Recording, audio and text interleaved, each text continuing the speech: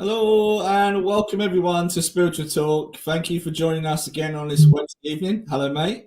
Hiya, mate. Good to be back. How are you? I'm good. It's Wednesday. It's 8 o'clock. It's Spiritual Talk again, and we've got a brilliant guest tonight, haven't we? Oh, we have. We've got a right treat. Now, unfortunately, it was a pre-record, but we kind of got two pre-recordings because this gentleman is so interesting. We got talking afterwards, and there was something else we wanted to talk about. So there's two clips. Yeah. So bear with us. We will show it in its entirety, both clips, and we really hope you enjoy it. Just going to say hello to a few people. Hi, Sharon. Hi, Emma. Hi. Good to see everyone. Hi, Carol. Hi, Lou. Hi, Good Sharon. to see everyone joining on tonight. Guys, don't forget to share. We are going to do... We forgot the other week, didn't we, buddy? We did. Honestly, COVID has given me a bit of a brain fog since I've had that. Yeah, it's taken a little while to get back onto planet Earth, but I'm coming back slowly. So it's good to be back. Good. So please share, and get everything out there. It'll be really wonderful. And Hi, yeah, mate, I'm not even done the banner. Here you go. Here's the banner. So let's talk about tonight's guest, mate. Yeah, let's do it. Yeah, really interesting. So the guest tonight is David Charles Rowan. David is a professional astrologer and master practitioner of the neuro-holistic therapy. It's a synthesis, apparently, of NLP, hypnotherapy, and psychology. He both teaches from his home as well, and online courses he does. He's also, interestingly, he's also a poet and a singer-songwriter. Which I didn't know. And also he has 2 master's degrees, one in science and one in art. Yeah. But this interview, guys, is really interesting. So bear with us. We will pick someone for a reading at the end of the show. So please keep sharing. I'll be able to watch tonight who's sharing. And hopefully we can, well, I think it's your turn, mate, is it? It's my turn this time. It's your turn. Yeah. Okay, guys. Keep sharing. Yeah, here we go. I'm going to play it live now, so bear with me. Here we go. Good morning, David. Thank you for joining us this morning. Morning, David. Morning. Thank you for having me here. It's a pleasure, absolute pleasure for agreeing to be on. Now, on Spiritual Talk, we'd like to know all about our guests and your chosen subject today. And when I say chosen subject, because you have mastered many subjects, but your chosen subject, or you're known for being an astrologist, is that right? Astrologer. Okay. So we'd like to know how you got started. How did you get on that journey? Oh God, right. Yeah, I got into astrology because I was totally and utterly confused. I have 3 autistic conditions. So I've got Asperger's syndrome, dyslexia, dyspraxia, but I didn't get diagnosed till I was 40. So when I was young, I was different, but I didn't know why. And I was just completely bewildered by humans and humanity. I grew up with a disabled mum, and so my dad's attention constantly revolved around her. So I didn't have anyone to ask questions of. And I strongly remember I was about 10 years old, and I saw some footage of the liberation of Belsen on TV, and it freaked me out. Not just because of what happened, but I thought, that's a civilized society. I live in a civilized society. That civilized society did that. What if my civilized society does that?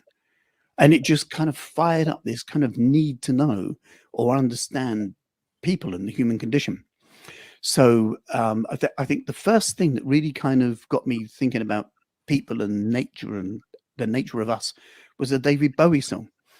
I listened to an album called Hunky Dory when I was about 11, and there was a song in there called Quicksand. And I didn't know that when Bowie wrote that, he was about that far away from becoming a Buddhist monk. Because he'd read about the stuff that was happening in Tibet by China, and that got him to look into that. And so when you look at the lyrics of a lot of the songs on Hunky Dory, they've got a lot of Buddhist ideas and concepts inside them. So I couldn't, my dad wouldn't answer these questions. So I went to the local library, this little 11-year-old kid, kind of barely looking over the counter. And I said, have you got any books on the Bardo and a Golden Dawn? So I come away with Tibetan Buddhism and Aleister Crowley things. I was 11. Right? Yeah. When I was 12, I thought I'd better understand politics. So I got this book called The Rise and Fall of the Third Reich. and the abridged works of Karl Marx, and I was looking at them side by side, trying to kind of get an idea of the extremes of politics. I picked up an introduction to Freud when I was about 13 and dismissed it when I was about 13 and a half because I thought it was rubbish, some of it. Not all of it, but some of it. And then I just kind of looked for things. I found numerology, Pythagorean numerology, when I was about 17. And a numerology book said that planets correlate with numbers. So that led me to looking at astrology a bit more seriously. And I found that this language, if you think of astrology as a language, doesn't carry any biases with it. There's no religion involved. There's no deity involved. There's no philosophy or politics intrinsically within it. It's just a language of symbols. Yeah. And so this ancient art, somebody on Facebook said to me once, describe astrology in one sentence. See if you can do it. So quick as anything, I replied, astrology is an ancient art that employs polysemous symbols to describe the structure of subjective experience. Wow. So polysemy means multiple layers of meaning. So all words have multiple meanings attached to them. Yeah. You know? So when I teach new holistic therapy, on the first training day, quite often, if there's a training thing and people arrive on the first day, they're all strangers, they're getting to know each other. Yeah. And if a training day is going to start at 10, people might start arriving at 1:45. You know, so they're sitting and they're kind of rummaging through their bag for a pen, and someone's making tea and hello, who are you? Where are you from? That kind of thing. So in amongst the kind of the chaos of the beginning of a training day with strangers, and I'm walking backwards and forwards to the kitchen, I do this every single time. It's always the same wording. I kind of say, oh yeah, anyway, yeah, I went to Cornwall a couple of weeks ago, stayed in a nice hotel. I just kind of throw that in. Do you want chamomile tea? You know. And then after a few minutes, I said to everyone, oh, by the way, do you remember I mentioned I went to Cornwall the other week? And they all stop what they're doing and kind of go, yeah. This is before the class started. So they're not expecting anything, you know, it's pre-work. And they go, yeah. And I said, when I said I stayed in a hotel, what did you imagine in your head? And you'll find that out of a room of about half a dozen people, someone might say a converted farmhouse, someone might say a Holiday Inn, or a glass skyscraper, or B&B, you know. And then I say to them, right, so the word hotel is the surface structure, the expression of the dynamic, but attached to that is a pyramid of meaning.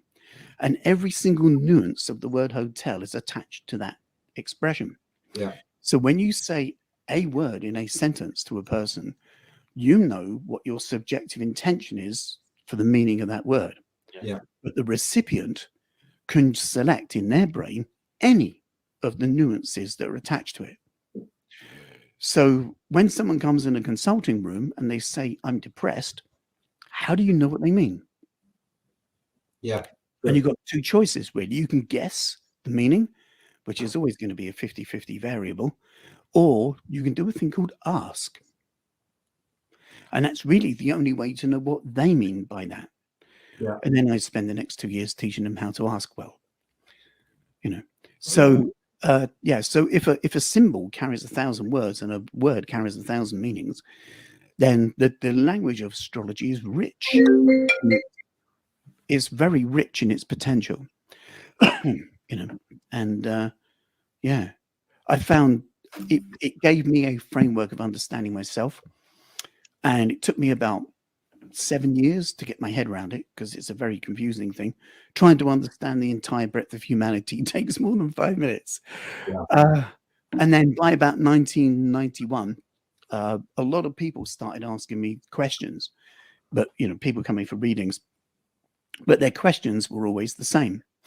They asked me the same things all the time. And so I just found it is easier to kind of get people in the same room at the same time. Just they can ask a question once, or at least, you know, and that started my kind of teaching career. And I've been teaching for 31 years. Oh, wow. Yeah. Wow. You're clearly a very intelligent man, David. You've also got 2 masters as well. Yeah, I was among the first 6 people to get a Master of Arts degree in cultural astronomy and astrology. Wow. So that was set up 20 years ago this year. Nick Campion Nick Campion, who is now Dr. Nicholas Campion, who started to go to a conference called INSAP, which is the Inspiration of Astronomical Phenomena. So prior to COVID, about every 3 or 4 years, academics get together and they talk about the cosmos and what it means to them. But it's a mixture of left brain, right brain people. So you have particle physicists, chemists, astrophysicists, just scientists in general, poets, artists, astronomers, astrologers, and they deliver papers on how they relate with the universe. And so you might find one person, an artist, might give a talk on how he's inspired by curved light. And then you'll have the next guy talking about how his job is to stand for life in the universe. You know, it's an astonishing thing to be allowed to go to. You know, Nick Campion went to 1 or 2 of these, and he thought there's something here about how these people relate to astrology and astronomy in a cultural sense. So he set up the MA at Barcelona University. It's essentially like the INSAP course in a way. So it's not learning about astrological technique or how to be an astrologer. It's looking at its position within culture, within religion, within music, within art, within poetry, within stories, within narrative, and things like this. And yeah, so it was the first academic course to have astrology as its topic on British university soil for 400 years. Wow. Because astrology used to be ubiquitous. It was everywhere in society. Yeah, it was. Yeah. You know, if you read Chaucer, you know, he's talking about the lady talks about her Venus. If you look at Shakespeare, you know, they go to the Temple of Mars in As You Like It before they begin their kind of adventures. Even Romeo and Juliet, you know, it's the most famous love story of all.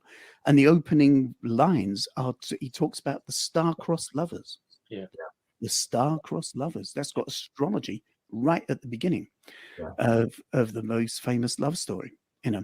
And even now, if you go to the Houses of Parliament in our technical age, you'll see guys wearing black kind of frock coats. Yeah. And they run around and they're messengers. So they have little messages from one minister to another, and they literally run around the building, right, with these written messages.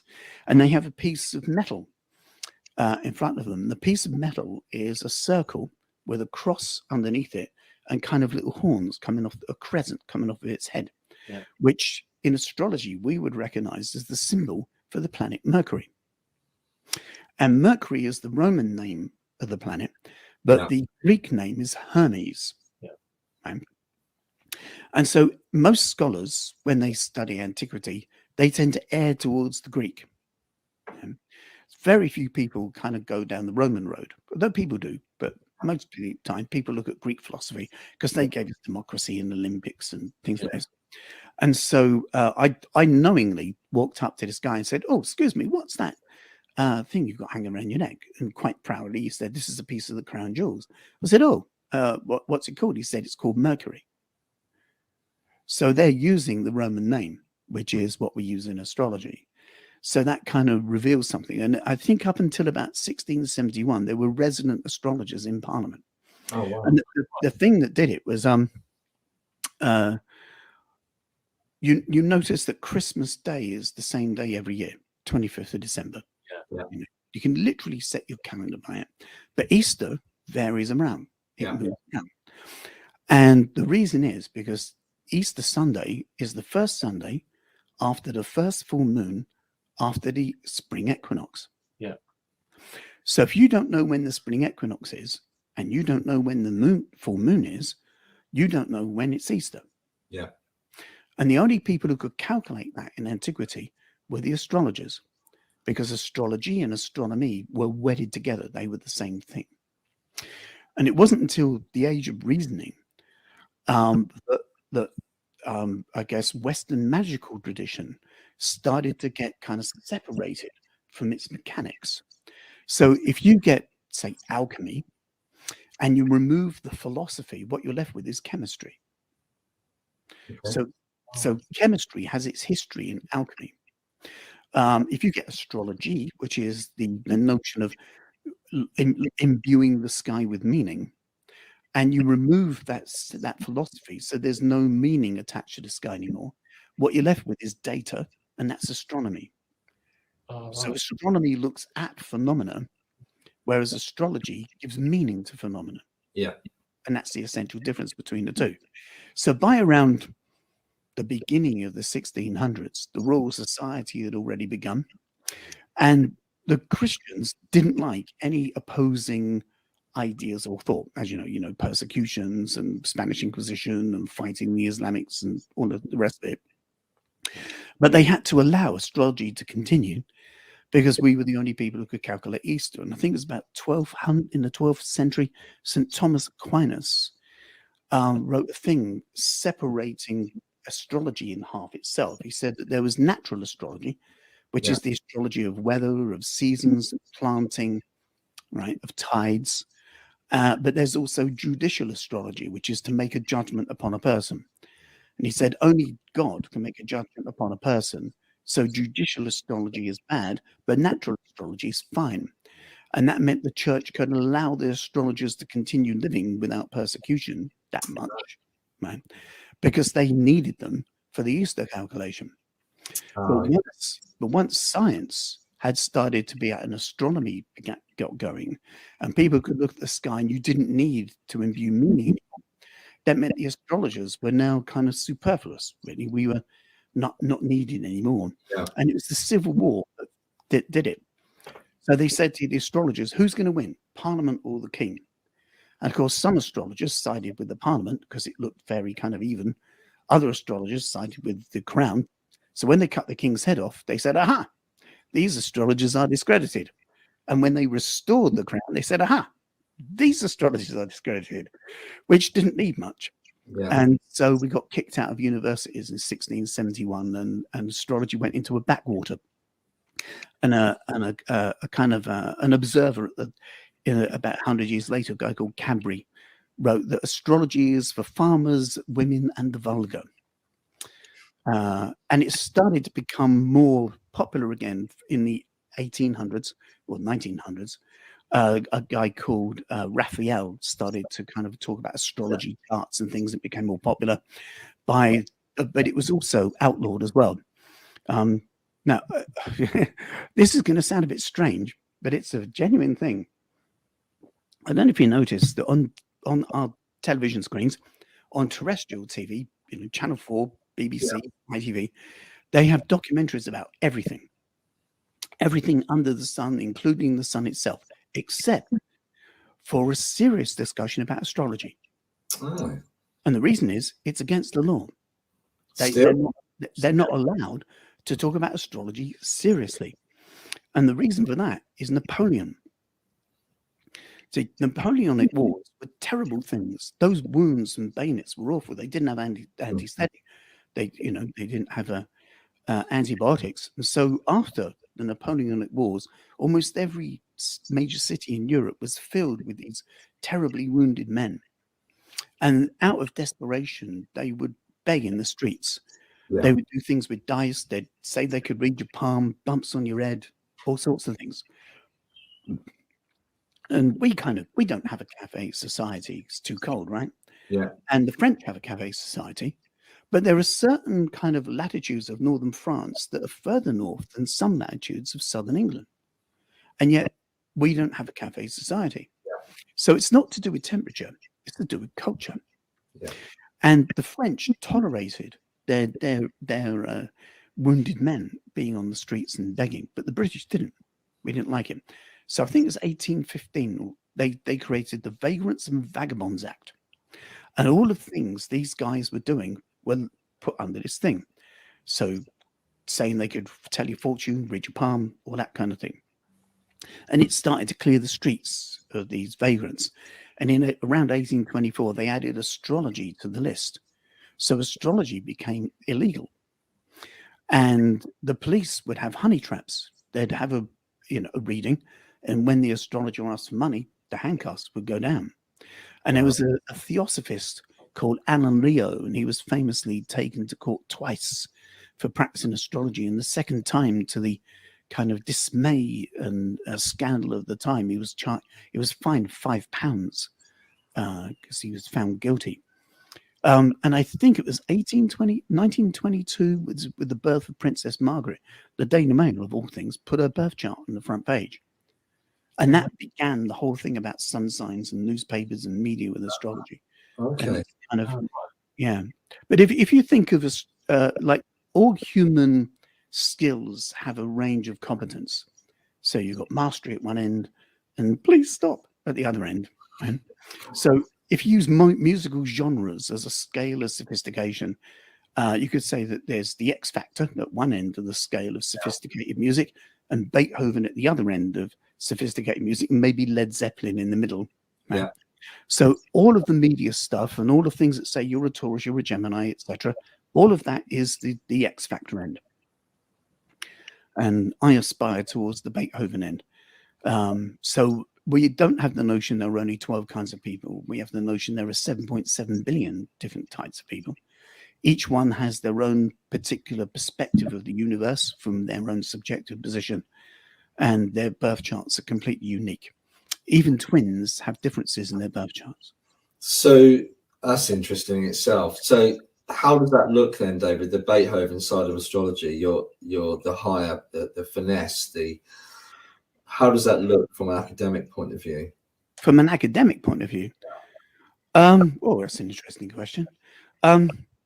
Well, what we would do in order, for example, if I was going to talk to you about your astrology, I'd take your date of birth, your place of birth, the location, the town, the city, and your exact time of birth. And from that, we can draw a map, a symbolic map of the positions of the planets, how they would have looked from exactly that location at exactly that time. And the birth time is very important. Yeah. So although in any 24-hour period, all the planets are roughly in the same position, the moon moves fairly quick, but everything else is going to be in the same place. So all the children born on planet Earth today, in this 24-hour period, will all have the planets in the same positions relatively. But the thing that changes, of course, is the Earth spinning on its axis. Yeah. Right? And the easiest way to think of this, you ever seen anybody repair a bicycle? Yeah. Yeah. Right. They have a bicycle upside down, and the back wheel doesn't turn because it's attached to chains and pedals, but the front wheel freely revolves, and there's a valve for tire, pumping up the tire. And because it's heavy, the valve always goes down to the bottom. Yeah. And the valve is in a fixed place relative to the two spokes on either side of it. And if you put your hand on the rim of the wheel and you turn it, the valve will go up in the air. It's still in the same place relative to the two spokes on either side, but now it looks like it occupies a different spatial position. Yeah. Right? Yeah. So the Earth makes a rotation every 24 hours. The zodiac that we look at in astrology isn't the star constellations. We look at a thing called the ecliptic, which is the sun's apparent path around the Earth. And that's 360 degrees. So if you divide that by 12, you get 12 sections of 30 degrees. Yeah. Right?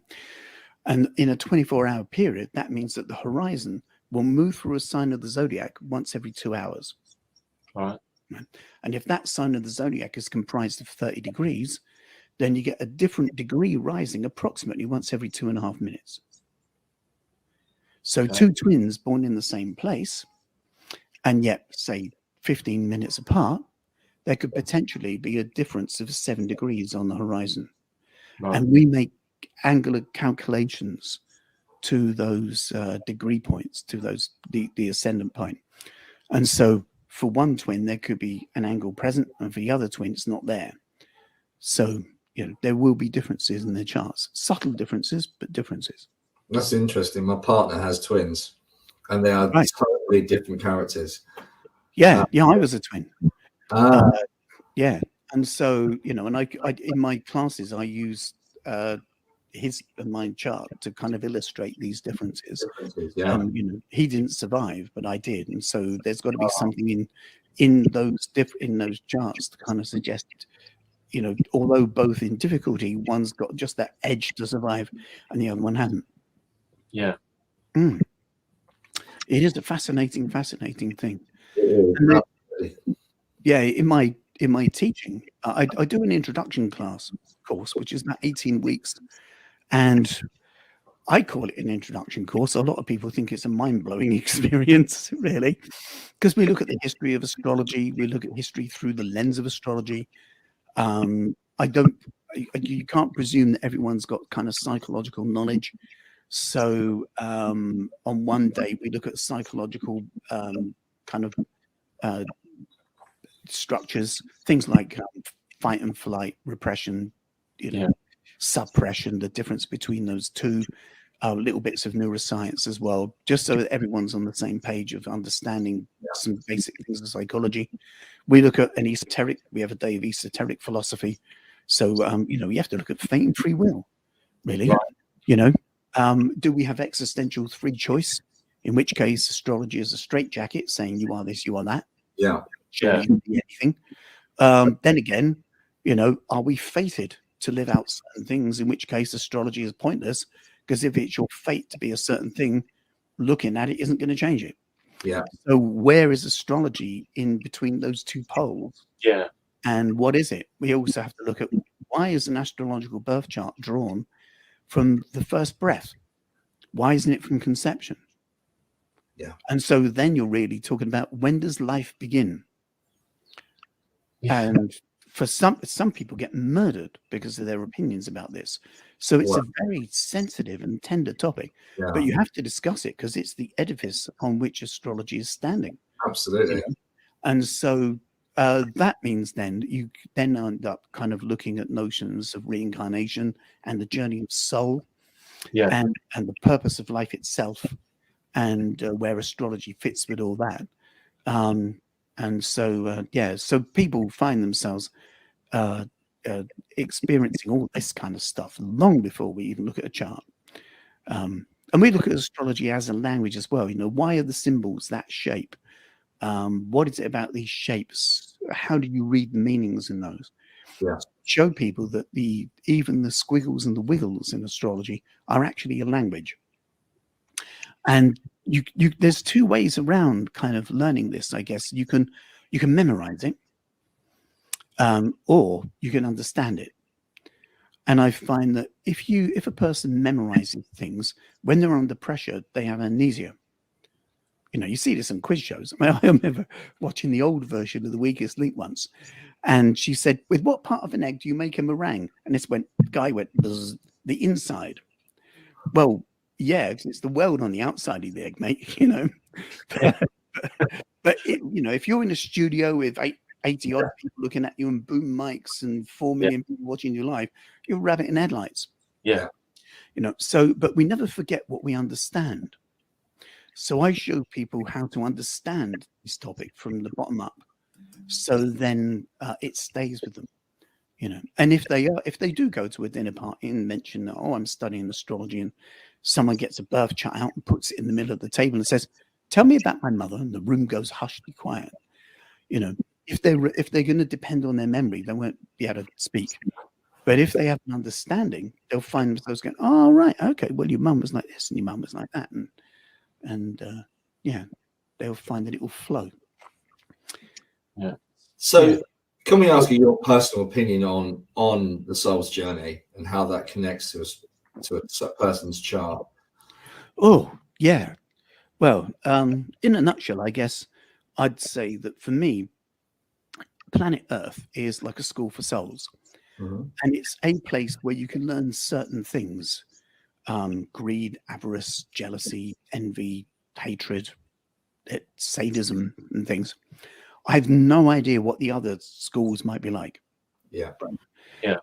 For me, I see some of the great lights of our history, from Buddha to Lao Tse to Confucius to Pythagoras to Jesus, etc.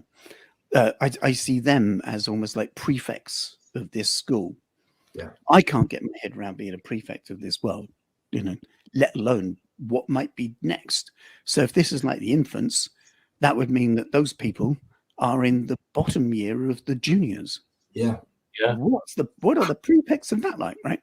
Absolutely. So yeah, I think it would be arrogant of us humans to think that this is the only planet with any life whatsoever in an entirely vast universe. Yeah.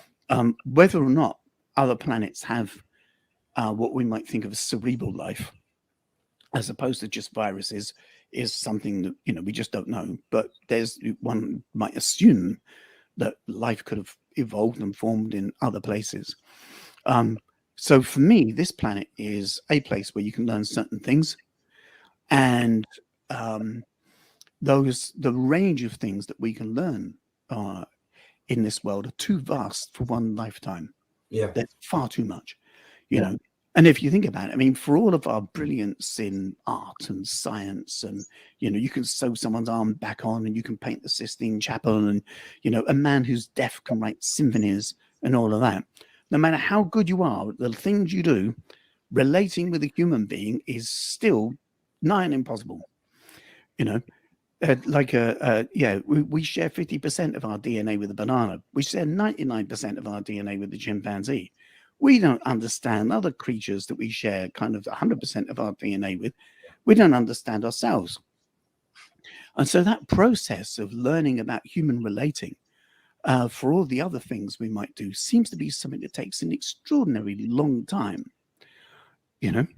And to develop a kind of a heart that has kindness and wisdom as a default rather than as a kind of a behavior seems also to take a long time, especially if you're faced with kind of traumas and hatreds and sadism and cruelty.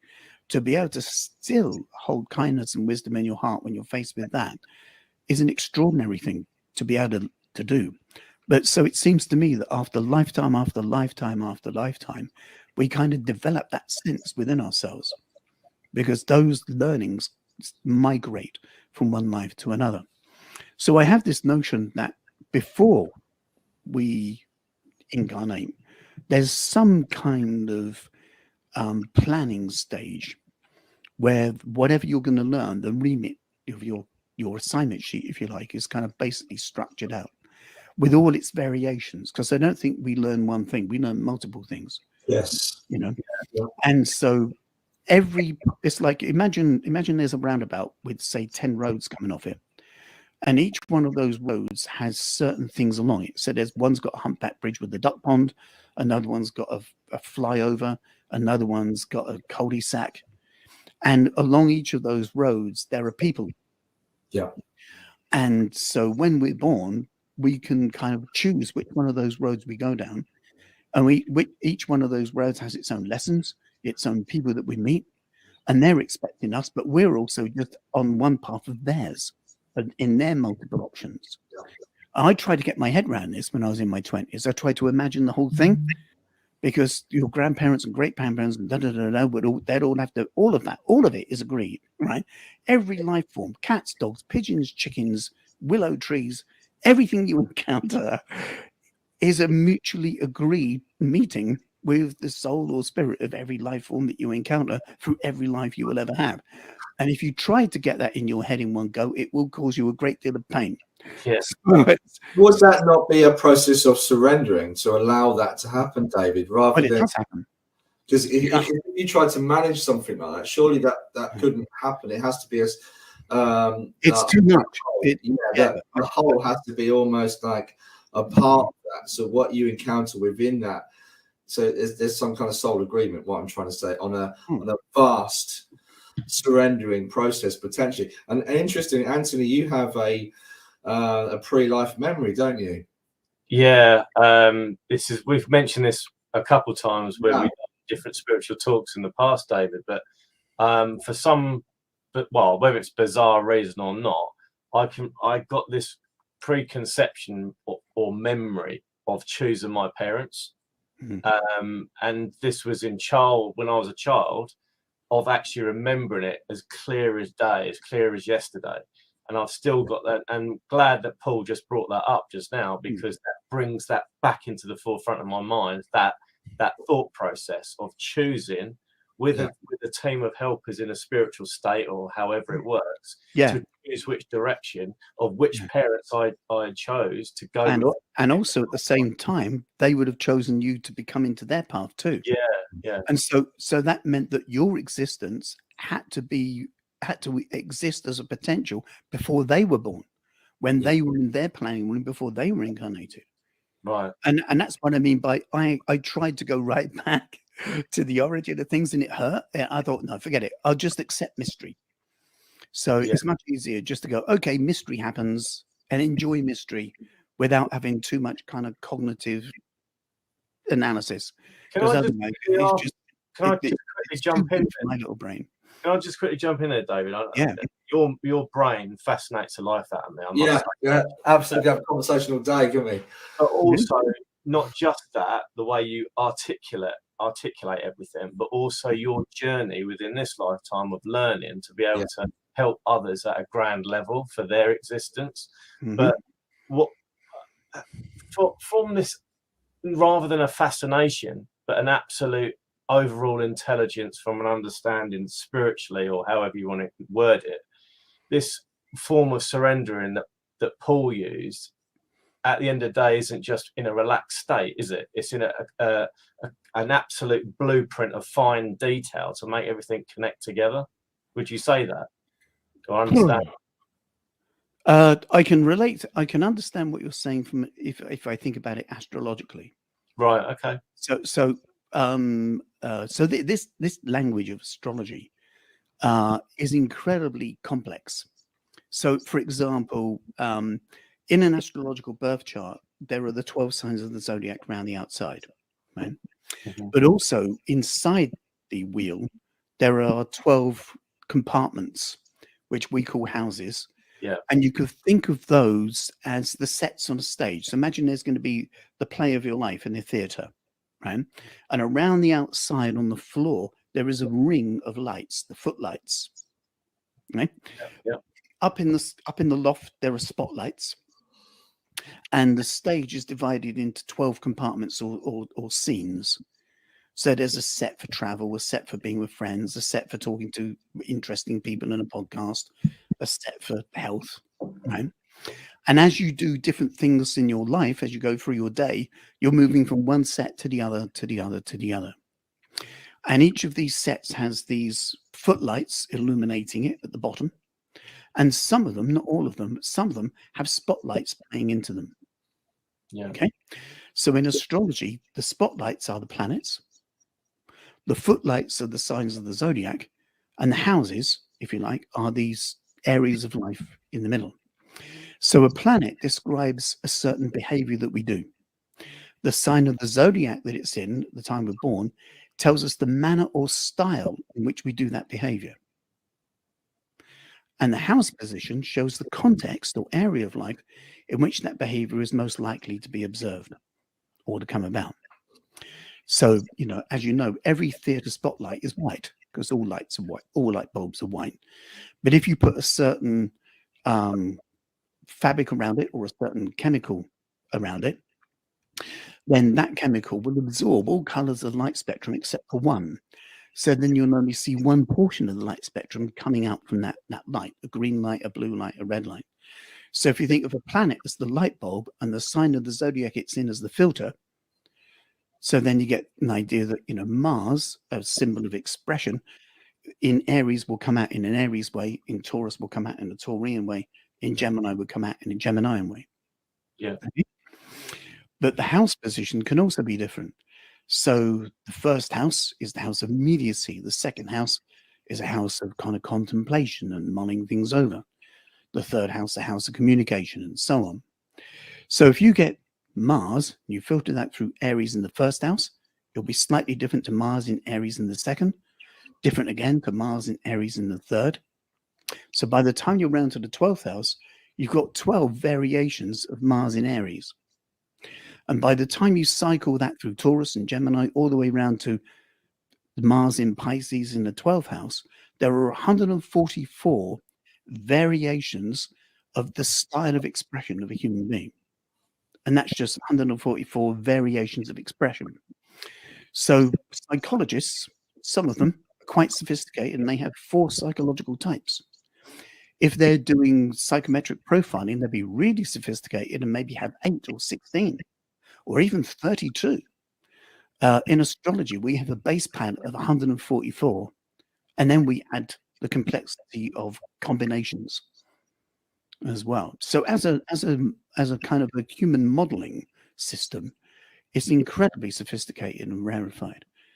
The word guilt, there are 144 variations of how we express guilt or what we might feel guilty about, as an example. And if you think of every single behavior that you can possibly do and filter that through 144 variations, that gives you a framework of understanding the human condition as a basis. And then when we look at a person's individual birth chart, that gives us the specific subjective structure that they experience life through. Yeah. So some astrologers, in fact, a lot of media type astrologers, kind of echo what's been written before in books and things. And there's this kind of perspective or orientation they have, which is to look at people. Right? So it's like being a cosmic zoologist looking at a person. But I teach my students, instead of looking at people, to imagine that your mind is on like a little drone, an astral drone, and you can fly it across and go inside their brain. So then you can see the world how they see it from inside them. Right. So like if you think of, if all the world's a stage and we are but players, right, then everyone has the same script. So a lot of people experience life as if their script is the default script, right? Yeah. And if they meet someone who's similar to them, they call them a good person, good bloke, nice geezer, right? If they meet someone who's very different to them, they call them odd, strange, weird, mad, crazy, nuts, right? Other. But another way of looking at it is that humanity is a spectrum. It's a rainbow of diversity. So some human beings, for example, process information very quickly. Other human beings, relatively, process information more slowly. It's a bit like saying some people are on 78 RPM and other people are on 33 RPM and take a long time to finish their sentences. Yeah, that'll be me after COVID. So if a 78 RPM person, if a fast processor is in the company of a slow processor, the fast processor will experience a slow processor sounding like a slowed down record. Yeah. Right? And they'll be going, come on, get to the point. Yeah. Come on, we'll get to the point. Right? Whereas the slow processor experiences the fast processor of someone who's aggressive because they're going, right, come on, let's get done.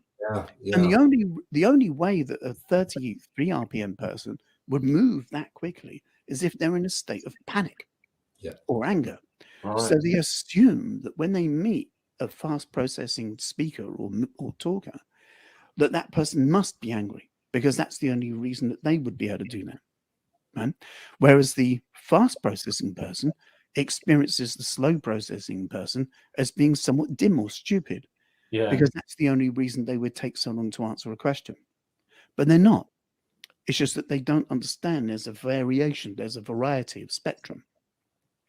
So you can look at an astrological birth chart and see in what contexts we're at 33 RPM and in what context we're at 78. And that can be really helpful, especially in things like if you're working with someone or, if you're in a relationship, even if you want to understand yourself.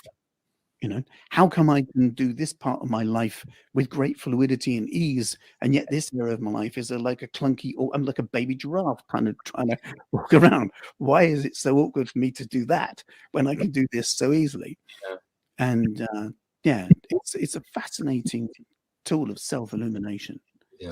So David, I understand you deal with regression as well, and you connect that with astrology or separate? No, that's a separate thing. Right. Yeah. I mean, there are parts of an astrological birth chart that indicate dynamics of oneself that you can access from previous lives that filter into this life. Yeah. But although it might tell you, say, for example, that you might have been literate before, so this time around you'll find articulation and literacy easily. It doesn't tell you that you're a monk in the 12th century or a pig farmer in the 14th century, right? For that information, you need to explore your own memory. And so I know some people that think past life regression is sitting in front of a medium and the medium tells you things about yourself. That's not regression. That's the medium telling you things about yourself. Yeah. Regression is where the conscious mind is relaxed sufficiently that you can draw memory from lives you've led before this one. And when I do workshops on it, I often say to people, it could be genetic memory. It could be racial inheritance. When you say genetic memory, you mean memory of inside your DNA or something like that. Yeah, It could be some kind of collective download. okay. It could be some Darren Brown-esque, extraordinarily sophisticated fantasy on the part of the unconscious, or it could be a past life memory. Yeah. The thing is that all of those are fascinating. I mean, what? You can access genetic memory. Whoa. Or if it's a download from the collective, you're remembering someone else's memories. Well, does that mean we can choose whose memories? Can you get David Bowie's memories? Can you get Einstein's memories? Or even if it is a kind of a fantasy on the part of the unconscious, how sophisticated, how amazing is your brain that it would show you the buckle of an 11th century shoe that you have no conscious recollection of ever seeing in a film or a museum. Absolutely. And so what I find in regressions is that the memories that people come up with are quite often so sort of ordinary, and sort of not dull, but just kind of mediocre. Someone's in a farmstead and they get up when the sun comes up and they go and feed chickens and they get water from a stream and things like this. And I ask them things like, what's on the floor? Do they have holes in the walls? If they do, is there anything in those holes? So I wouldn't suggest glass or shutters, but I want them to tell me, And you find it's the tiny, tiny little things like a costume or a headdress or something that starts to kind of be far more detailed than you'd rationally expect their conscious mind to know. So is that the key trigger then, that whether you're having a real experience or an ancestral experience, is there key markers in place when someone gives you their experience? Do you yourself know whether it's an actual real past life experience this person is having? Oh, that's a good question. That's a very good question. I get a like an intuitive sense sometimes that it's a bona fide memory. But my conscious relationship with the person in the moment is to assume that it's a bona fide memory because it's for them to decide what it is, not me. So I keep my own opinion private because I don't want to influence or bias. And if for them, if they have an experience and they say, yeah, that was a past life memory, that was real, then it is. That's for them, their own discovery, as it were. Sorry, David, a question and another question. So even if that wasn't a real experience, is there something within the soul that wants to release? Exactly. So it's giving you an alternative to an experience to help you release that trauma. Yeah, that's part of the reason for doing it. See, do you remember old FM radios where if you drove from one place to another and you'd put it on scan and it would just scan, and it lock into the strongest station. So that's how I do the regressions or the framework that I set it up. So at the very, very beginning, their inner mind is asked to give a signal that it wants to go ahead, that it gives permission to go ahead. So, and if it doesn't give permission, then we just stop. But if their inner being gives permission to go ahead, then there's a green light, we can go ahead. And they're instructed to find a strong memory of a life they've lived before this one. So they just kind of home in whatever that is. Quite often they're highly emotionally charged and they're sometimes deeply traumatic because trauma is highly emotionally charged, but so is joy as well. And so is boredom. Oddly enough. But people suddenly, it's a bit like, do you remember an old program called Quantum Leap, where a person finds it can be like that. So one person found themselves being bricked up in a cave. There was this woman who said, we're on a hillside. And what are you wearing? So I got her to describe her kind of clothing. Is there anyone with you? Yes. There are some people and a man on a horse wearing a hat. What are you doing? We're waiting. What are you waiting for? I have no idea. What's happening now? We're still waiting. All day long, these people were just waiting. And then just before sunset, the man told them very excitedly to wave their arms in the air and look in a certain direction. And far off in the distance, she saw a carriage go between two hills. So at some point in the history of whenever, somewhere on planet Earth, there's a dignity who's going to go across some kind of valley or plain. And these landowners have got all their peasants to stand on hillsides in their Sunday best, waiting for hours because you can't tell exactly when a horse is going to go by, right? Waiting all day so that when the carriage goes past, in the distance, they see these silhouettes of people waving on hillsides. Wow. I have no idea what benefit that woman had from remembering that. Yeah. You know, but yeah, other times it's more kind of obvious. You know, people have it better kind of powerful interactions, or people are in a Holocaust situation or something, and it's obvious that they're releasing some sort of trauma like that. Yeah. But even you know, someone remembering being a child in a Victorian telling off room and kind of waiting and waiting and waiting for something to happen. You can if you wrote out a list of all the lessons you can learn from boredom and waiting for life to happen instead of enacting with it, you'd have quite a long list of things if you really kind of contemplate that you can learn from it. So it is useful for a kind of a psychological cleansing perspective, you know. Do you feel this is more to do with the actual person's memory that they're picking up on, or is it actually coming from an outside force being put into their head? I would say it's more like this. If you think of the brain almost like a prism, right? So the light of the soul, if you like, comes into that prism and then it radiates out through into the world. Right? The prism itself has a certain condition about it, and because of the condition of the prism, it can self-generate thoughts as well. Right. So some of the stuff we experience might be like from a soul perspective coming in, but some of the thoughts we have are generated from within as well, from our own neurobiology. Right. Okay. But the expression of what comes out of us has a correlation with the quality or the condition or the health of the prism. So if the prism has a lot of fractures and fissures and, you know, cracks, then no matter what quality the light is that comes into it, it'll come out in a distorted way.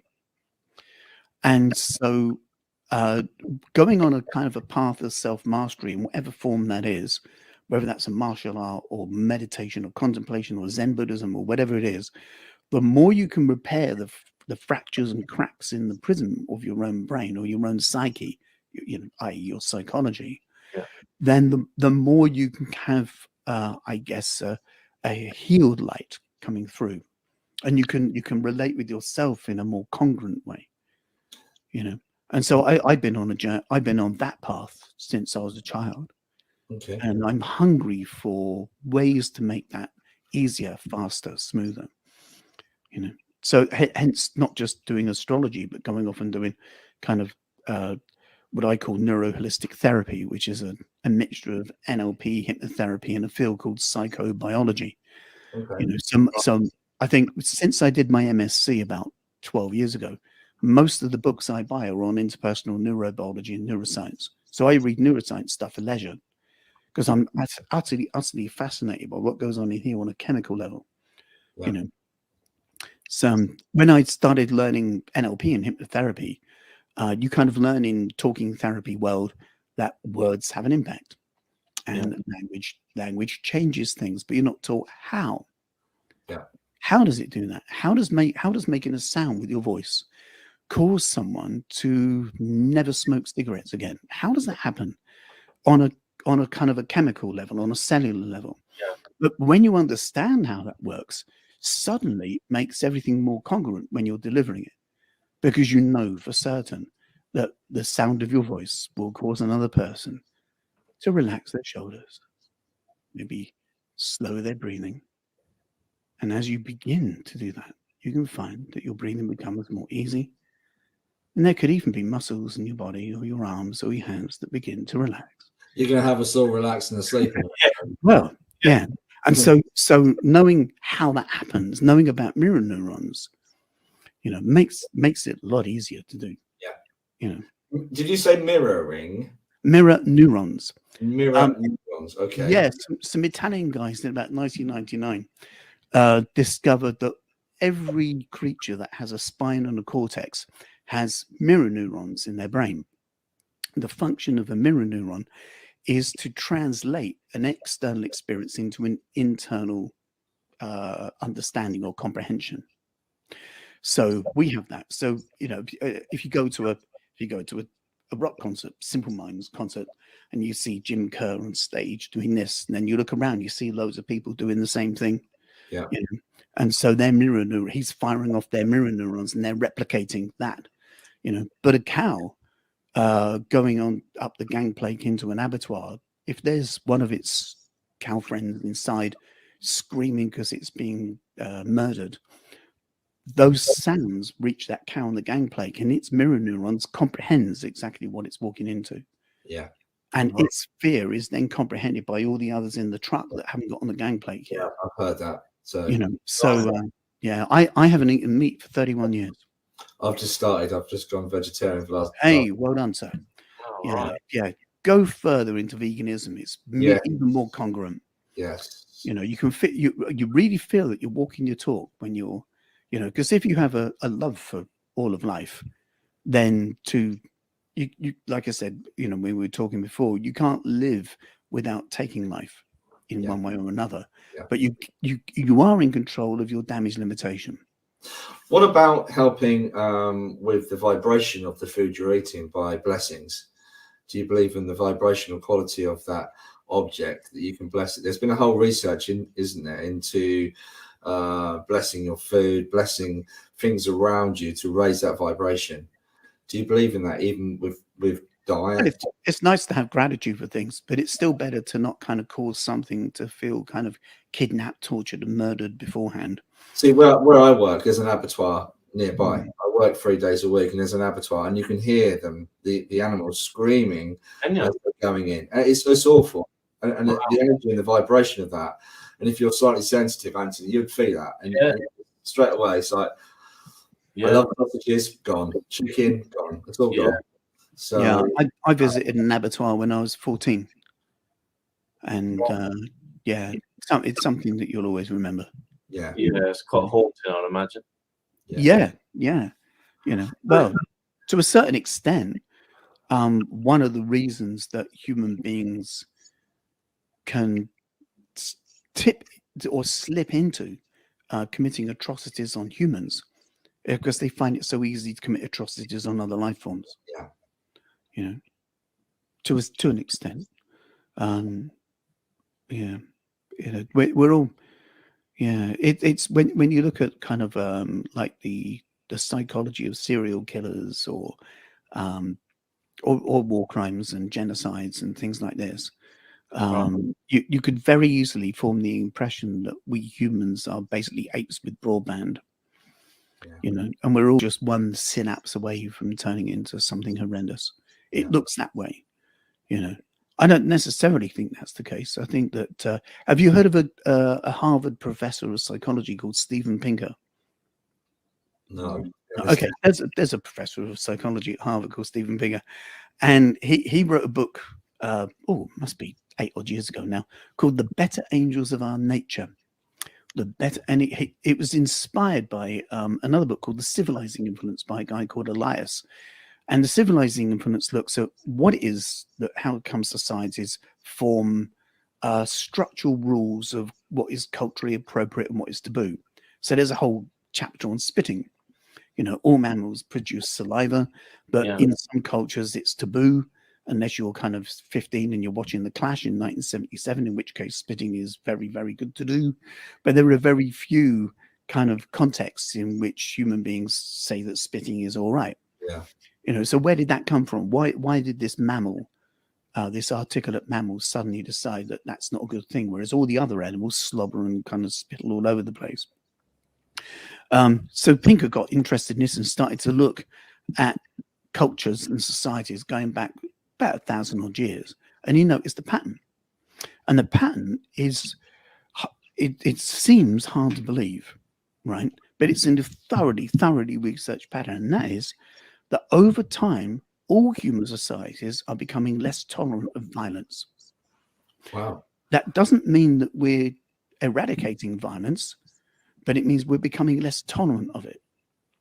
So there are very few countries now that endorse judicial murder or capital punishment. Yeah. So over the last 100 years, the number of countries that have had capital punishment has reduced incredibly. For example, if you go back, say, 400 years, a street urchin could get hung for stealing bread. Yeah. You know, in Britain, that wouldn't happen now. So if you look at how people used to treat cats in taverns, they used to do terrible, torturous things to cats in taverns. It's uncomfortable reading it, but, you know, that's what was happening in the 1500s and whatever. So when you compare how people have treated, you know, cutting their wives' heads off because they didn't like them. Do you know what a scold was? Scold? No. Yeah, you might know that. You might know that a parent might scold a child, but the Yes. word "scold" comes from a medieval contraption that it was like almost like a metal. Is that a head brace? Yeah, Yeah. head brace. Yeah, that used to go around someone's head, and it would put spikes inside their mouth so they couldn't talk, and that was called a scold. And a husband who was irritated with his wife would put the scold on his wife, and he would be scolding his wife. Wow. And that's where that comes from. Yeah. Wow. And so from stuff like that to suffragettes to now. Yeah. Come a long way. Yeah, we've come an extraordinary way. But then you look across the world and certain societies, and you can see they're 300, 400, 500 years behind a Western society in terms of, you know, how we treat, being misogynistic, how men are towards women. Yeah. You know, in different cultures. There was some Bandler pointed out in one of his things, Richard Bandler, one of the creators of NLP, that different societies have different relationships with time. So some people orientate their relationship with time as if time is like a line out in front of you, going from left to right or right to left, and you can see things as a journey from past to present to future. Other people experience time as if time is going through them. And so for them, the present is the past and the future is merely an echo of now. So if you remember when 9/11 happened, there were certain parts of the Middle East that were responding as if what was happening was a continuation of crusades. Yeah. And when you look at some of the religious cultures, their practices and what they're doing haven't changed since 500 AD. There's absolutely no update, there's no upgrade, there's no change whatsoever at all in certain parts of the world, you know. And so there's this kind of mixture. We as souls, you know, we rub shoulders, but then we have to, you see, because if we are enlightened, intelligent, if we are, then we've come to be enlightened and intelligent because we've gone through the stages of being horrifically sadistic and savage.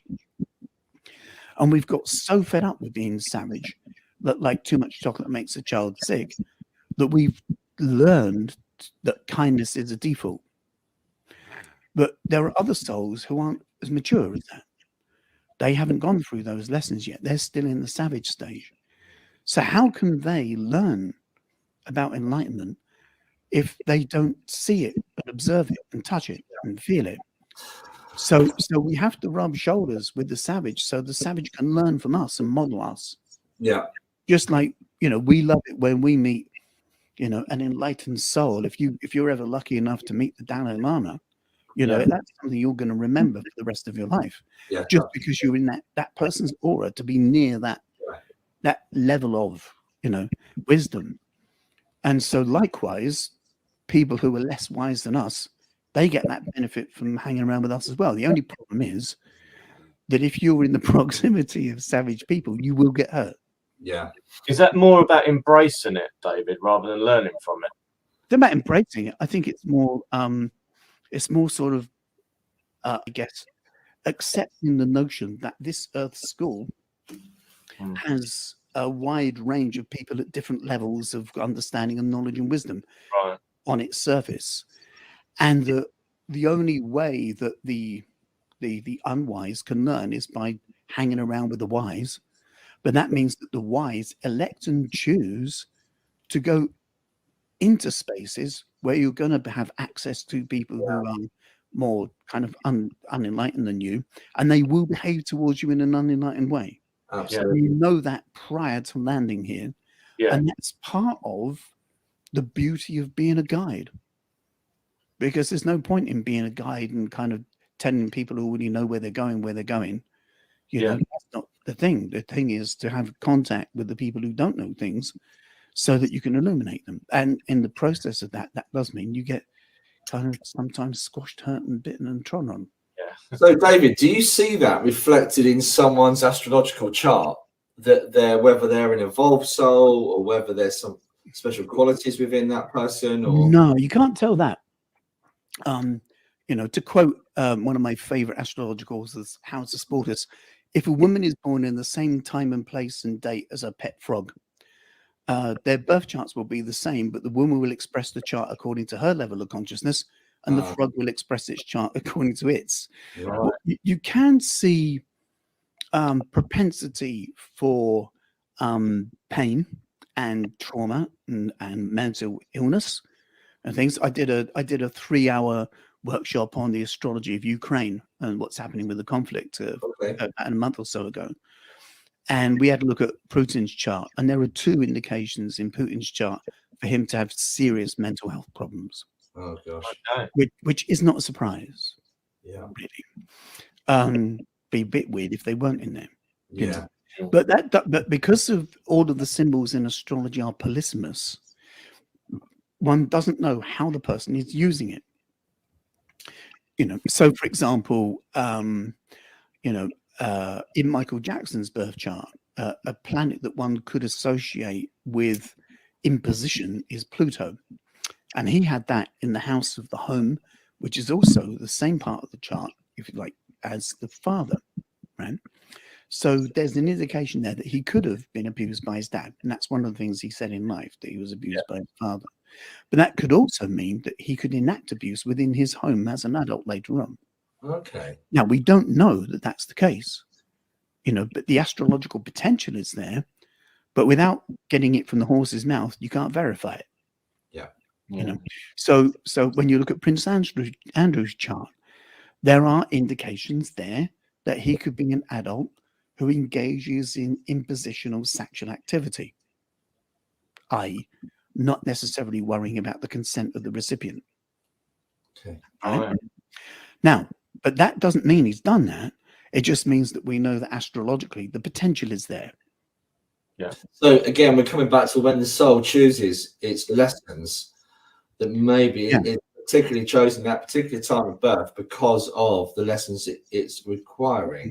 But also within its own kind of the faint and free will polysemy, if you like, or in other words, the roads coming off the roundabout. Yeah. Right. We can still choose which of those roads to take. If you think every footstep that you take has 360 degrees coming off it. Yeah. So every footstep we take in life has 360 choices. Every single footstep has 360 choices, but we're inclined to take one of them. And neurologically, a synapse free floats, right? And a synaptic junction has lots of neural pathways coming off it, sometimes hundreds of thousands of possibilities. And they all have transmitter chemicals, receptive chemicals, right? Yeah. And so the neuron or the thought will go down the pathway of the one that has the strongest chemical. Right. So it's more of a deselection process than a selection. So a person who smokes a cigarette, for example, isn't choosing necessarily to smoke consciously. what's happening in their brain is all the other options are deselected because they've got less of a chemical attraction or less powerful emotive dynamic. So a part of how talking therapy works is you show the brain how to create new pathways, and that these new pathways have more richer emotional dynamic attached to them, whether that's a feeling of success or a feeling of change or a feeling of empowerment or whatever it is, or even a feeling of relaxation. And that those new emotive pathways are stronger than the other old ones. And so the brain just goes in a new direction and the person experiences changes that their conscious mind wants to experience. So those potentials in an astrological birth chart are shown in the polysemy of the symbols. So the symbol for inspiration and healing is the same symbol for confusion and drug addiction. Mm-hmm. So a person, for example, can be a confused child, go down the pub, get drunk, discover blues, become a musician, and then through music discover Zen Buddhism. Or they could have discovered Zen Buddhism when they're young, then found that they've got like a propensity for daydreaming, get diagnosed with having a mental health problem, become a drug addict, and then through that discover music. And so they're going to kind of go down all those different pathways potentially, but not necessarily in the same order or the same sequence. So you can see in a birth chart the potentials of a person, which are incredibly varied, but you don't know exactly which paths they've taken at any different given place in their life unless you have a conversation with them. Yeah. So it's why I never look at the charts of people that I'm not in conversation with, because it's just too much. You could spend like hours and hours considering all the possibility of a person, but you've got to do the washing up and make your dinner and live your life. So it's much easier just to look at charts when I'm actually talking to a person. Yeah, but it's fascinating.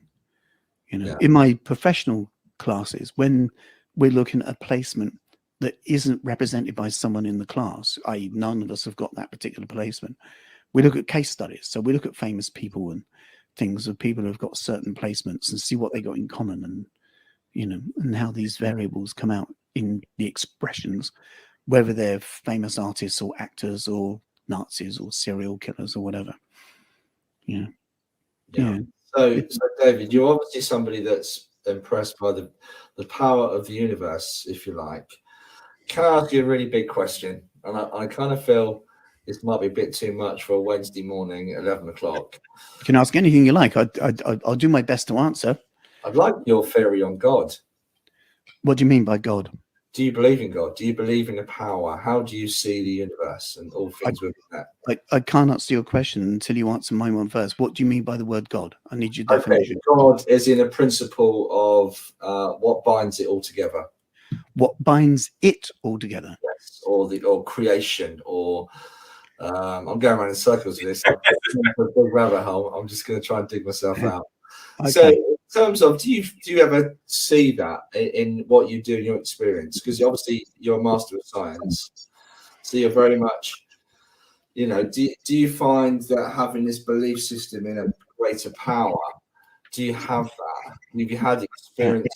I was initiated as a witch when I was 20, and I spent most of my 20s leaping over bonfires. So for me, the divine expresses itself in the material plane through different lenses, different expressions. Okay. So I'm more inclined to, instead of seeing a unified monad or God as being expressions of gods and goddesses, of deities, as a combination, a pantheon, rather than a singularity. Yeah. So I'm a polytheist rather than a monotheist. Okay. I can understand monotheist religions, and I understand the Abrahamic religions, and I understand a bit of the history of how those theologies came about. But I'm more of a person of antiquity, really. So, yeah, have you heard of animism? No. Okay. Animism can be thought of as a way that people would have related with life around them and with the supernatural before codified religions were written down and established. So, for example, they would have seen everything as having some kind of expression of divinity: clouds, rock, wind, thunder, lightning, etc. There was a wonderful little local documentary about on a local druidic priestess many years ago, and she was talking about animism, and she said, when I go out to take the rubbish, I don't think I'm just tipping the rubbish out into the recycling. I'm making an offering to the gods of decay. So, from a logo science perspective, if you put an apple on a wall, it will rot. Yeah, absolutely. But from a mythos perspective, the gods of decay remove it. Oh. So in her world, everything has divinity, everything has agency. That's animism, right? I like that as well. And to a certain extent, when you think of, we were talking about Egyptian gods and goddesses earlier on, those gods and goddesses are expressions of different facets of that animism. So I like that. I like the richness of that. Yeah. In that kind of thinking, even the Mesopotamian Inanna and Ereshkigal, the light goddess and the dark goddess below, neither of them are lesser or greater than the other. They're just different facets of reality. So death is a part of life. Yes. If you live with a conscious sense of mortality, you'll actually live a richer life. Because if you kind of know that any day could be your last, but also that tomorrow you get the full consequences of all of your actions, and you kind of move into this place of almost like living a responsible party. And isn't that a shame that more people can't have that belief system? Well, I think some people have notions of some kind of supernatural, if you like, or divine or God, but because of the ways that the theology of the Abrahamic religions are structured, it's all about punishment and terrible things. And have you ever heard of a thing from NLP called a negated command? No. Okay. Have a go at this. Close your eyes without closing them, and do that now. Close your eyes without closing them. Without closing them. Close your eyes without closing them. Close your eyes without closing them. That's an oxymoron, surely. Okay. Yeah. I'm always doing that. I'm sorry. I told you to do something and not do something in the same sentence. Essentially, I said, do something not. And you didn't close your eyes, right? Even though I told you to. Yeah. Okay. Now, you know that your brain, you have a conscious mind and an unconscious. And you can think of it like your conscious mind can contemplate things that aren't there. But your unconscious, your central nervous system, can only respond to phenomena that exists. Yeah. So if I said to you, don't think of a big blue dog with yellow stripes, and that's exactly what you just did, right? Yeah. Even though I told you not to do it, and you're doing it again. So what happens is that you might believe that you're listening to my voice. You're not listening to my voice. What's that? I'm vibrating the air. The air is touching this thing here called a microphone. It's then that vibration is transduced from kinetic energy into electrical current. That goes along a cable, gets transduced into fiber optics, goes up the satellite, bounces down your end, gets transduced into electricity, gets transduced into kinetic energy, vibrates the air, touches your inner ear, and your brain gets the word don't. And in maths, as you know, plus and minus cancel each other out. Yeah. So the first word your brain hears is the word don't. So what your brilliant unconscious says is erase that, forget it, because it neutralizes. So the next thing is think of. And your brain goes, oh, think of what? A big, find a big. Blue, shade of blue. Dog, select the dog from all the others. With yellow stripes, dum, dum, dum. And then it knows what to not think of before it can remove it. Yeah. And that happens in a millisecond. Right? Yeah. So kidding on a climbing frame, mum looks up and says, don't look down, you'll fall. And he goes, what? Don't touch that, it's hot. Don't touch that, it's hot. Don't touch that, it's hot. So if you give a person instruction and you put a negation at the front of it, there's a very high chance they'll do the opposite of the instruction. Yeah. You know, don't look at me like that. Don't you say you'll let me down. You'll hear this in supermarkets now. You'll be kind of waiting, and somebody saying, "Yeah, anyway, I said to him, I said, don't you take that," and he went and took it. I think, yeah, well, that's because you told him to, right? So when you think of the Abrahamic religions, a lot of their instructions or rules are written in negations. Yeah. Yeah, don't fancy next door's wife. So, you know, it tells them to do it. Whereas at least with Buddhism, you're told what to do. You know, relax, be kind. That's it. It's nice and easy. Yeah. Yeah. You know, so yes, a lot of the Abrahamic legends have at their core a sense of kind of rightness or righteousness. Is this where all the persecutions came from, David, as well? Sorry? Is this where all the persecutions came from as well? Because of not to do it, and they did something. That one. You know, Aristotle was he wrote a thing called the Great Chain of Being. Right. And he kind of wrote down this structure of the value of life forms. So he said at the top there is the divine, or they called it the prime mover. Yeah. Below that there are angels, and who are like ambassadors of the divine. Right. And below angels there are daemons. That's D-E-A-M-O-N, not demon. And a daemon is a being of consciousness that's so elevated they're cast into the stars to see forevermore, like Perseus and Hercules. And modern ones might be Nelson Mandela or Bex, right? And below them you have mankind, then the animal kingdom, then the plant kingdom, then the mineral kingdom.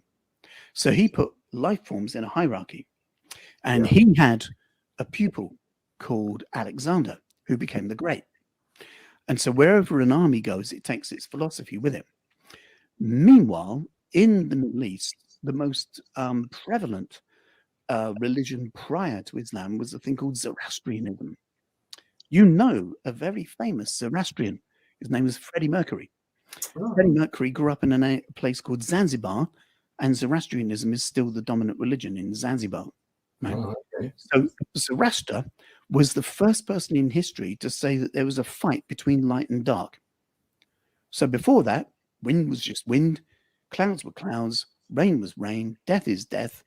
None of them were intrinsically bad. They just are. But he was the first person to say, no, there is some kind of divine or supernatural thing playing you like pieces on a chessboard. Are you for light? Are you for dark? He was also the first person to say that when you die, something external judges you. So remember we were talking about the weighing of the souls before that, which is like self-assessment. So Zoroastrianism is after the Egyptian empire, right? So you have a Middle East where there's this notion of light and dark. You have a Middle East where there's notion of external judgment. And then when they're invaded by the Greeks, this notion of hierarchy gets seeded into all of that around the time of the beginning of the Abrahamic texts, i.e. the beginning of Judaism, which has an offshoot, which is Christianity, which has an offshoot, which is Islam, right? So in the core theology of the Abrahamic religions, it's this sense almost of singular rightness. There is a right path that takes you to light and God, and all of the other paths by definition are therefore wrong, and they will take you to the devil or evil or bad. That's it, black and white. Right. So when the 13th century Dutchman, who's Christian, lands upon a continent that he's never been to before, and he sees a black man, he says, are you the same as me? No. Therefore you are other. And because you're other, that means you're lower in the chain of being than me. Therefore you're an animal, and I can treat you like cattle. You know, that's how, I mean, like Goebbels, apparently in the cinemas in Berlin, they'd have their version of Pathé News in between films. Yeah. And they'd show kind of footage of Jews walking down the street and then rats going down drains. So in the minds of the viewers, it went Jews, rats, Jews, rats, Jews, rats, Jews, rats. So they started to see these people as other, as vermin. And of course, very intelligent people then come up with very sophisticated ways of getting rid of vermin, because that's what you're supposed to do. Yeah. I read the other day that Russian soldiers at Mariupol were, as civilians were leaving, were getting to take their shirts off, because if they had a tattoo, they would kill them because they were Nazi, because they were told that anyone with a tattoo is a Nazi. Wow. Wow. And that's how they're telling in their model how to know if someone is other. That's unbelievable. It's not unbelievable. It's very believable if you understand humanity like that. Unbelievable from a point of view of not knowing that. It's horrific. Yeah. It's definitely horrific, and it's very brutal. Yeah. But these people have been told by their media that they're going into a place to liberate people from Nazis, and there's no Nazis there. No Nazis there. So in their brain, they have to kind of make people into Nazis. Apparently, a 16-year-old girl was raped in the street in front of her sister, with these soldiers screaming at her that she was a Nazi prostitute. Wow. Because they have to justify what they're doing. Nice people can't do horrible things unless they feel there's a very strong justification for it. Yeah. So these notions of othering, and so I guess over the last 2,000 odd years, most Hollywood scripts, fairy stories, Bollywood scripts have had those notions built within them. Yeah. Even commercials. There'll be this household uses Dazo soap powder and their children have blonde hair and perfect teeth, but next door don't use Dazo soap powder, and look at how terrible they look. This notion that this is the way and the other way is therefore wrong. It makes you want to vote for the right thing, right? Yeah. You see how powerful that is now. Yeah, absolutely. It's been absolutely brilliant interviewing this morning. We can't thank you enough for coming on. Thank you very much, David. Yeah, but we just want to ask you one more question before you go. We always ask, what's next for our guests? What are you planning to do next? I know you've got something coming up at Glastonbury soon, haven't you? No, not Glastonbury. No. There's a couple of things. I've got a new introduction to astrology starting in May. People can catch hold of me on Facebook if they just type David Charles Rowan. Yeah. Or they can email me as well. Yeah. If they're interested in that. It's an online course. Right. So as long as you've got good internet access and a laptop or a computer, because you need a big screen, really, or a tablet even, you can join in with that. And that's an 18-week course. And you've got an idea of how I sound and what I talk about and the level of my kind of teaching from this. So my brain looking at astrology, some people let me know, it makes the whole thing even more of an adventure than they otherwise thought it would have been. Yeah. But another thing I'm doing on the 10th of August this year is a tour of Stonehenge and Avebury. It's a 12-hour day. So we start at 9 a.m. in Avebury, and there's a 20-minute talk on the history and astronomy of Avebury. Then we walk around, and I point out things that archaeologists can see. So tourists look around it, they see what's obvious in front of them. But archaeologists can look at a flat field and tell you that there's a thing there, there's a city there, there's a this there, and then that there. So I keep up to speed with latest digs and ideas and attend lectures and things. And so I point out the latest theories around Avebury. And then we get in our cars and we drive to each of these significant monuments in the Avebury area. And there are talks and lectures at each spot. We drive across Salisbury Plain and have lunch in the middle of Salisbury Plain. And then in the afternoon, we go to where the Henge builders lived. And so we walk around these high ridges and you can see Stonehenge in the background in about 2 miles away. Yeah. And walking these places, you definitely get the feeling that just a piece of dust passing through and this enduring landscape would outlive us, Yeah. And if you're lucky, you'll come back here again and enjoy it again because it'll still be here. We then, once we've walked around the antiquities there, go to this beautiful pub by a river, and they let me use their decking area to give a lecture. So there's a 1-hour lecture there of the astronomy and history of Stonehenge. I think the whole day has a total of about 23 lectures. And some of them are 1 hour, some of them are just 5 minutes. They vary in length. But I don't just stand and talk. I have A3 laminated graphics, so everything has a visual kind of content. And then we go inside the very middle of Stonehenge itself, not round it. We go in it at sunset. While we're inside there at sunset, I draw a huge astrological chart on a piece of AO size paper of the astrology of the moment that we're in there. So I read the tone of the moment, so that those who want to kind of, while they're in this temple, kind of send healing or contemplate something or consider things, I can advise them as to the most kind of appropriate kind of celestial wind, if you like, so they can take advantage of the flow of things rather than swim against the tide. And it's a profound thing to do. And part of the reason for doing that whole tour leading up to it, we could do that in a village hall with tea and biscuits and slides, but you wouldn't feel it. When you walk this landscape, you think they move rock from there to here, and I'm just walking it, carrying my bottle of water, and it's hard work for me. How motivated were these people to do this stuff? Yeah. And so most of the questions have been answered, because while we're walking between these places, you can catch up and talk and chat, get to know people a bit. And so by the time you go inside Stonehenge, almost all of your questions have already been answered through the day. Yeah. So it's kind of like you walk in and your feet are slightly tired. You've been walking on ley lines all day, so you're buzzy. The day just goes by in a flash. And because your left brain is basically saturated, all you want to do is just sit, and the right brain opens and you can feel it. That these stones have heat coming out of them in certain places, and you can put your hand in front of the stone and feel hot temperature coming out of a rock. Oh, right. It's an astonishing thing. The blue stones, as you know, come from Wales, about 170 odd miles away. Yeah. The rest of the stones come from the Marlborough Downs, and they're a certain stone called sarsen stone.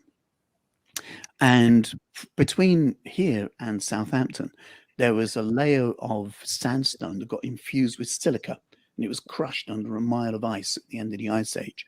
Yeah. And so sarsen stone is sandstone that's basically infused with quartz. And if you catch it in the right light, you can see them twinkle as well. So as you know, if you put pounds of pressure on a quartz crystal, it releases electromagnetic energy charge. Yeah. These things are tons in weight. Yeah. Yeah. And you can feel the heat coming out of them. Oh, that sounds brilliant. Yeah. And so to do contemplation or send healing or whatever it is inside there, it's a very, very powerful thing to do. That sounds good. And this is all on your website as well, David. Yeah, I gave you a direct link to the page of it as well. So if anybody wants the information out there, just write to me and I'll send them the direct. I'll put it up tonight as well for people, so they got it as well. Yeah, cool. Thank you very much for doing that.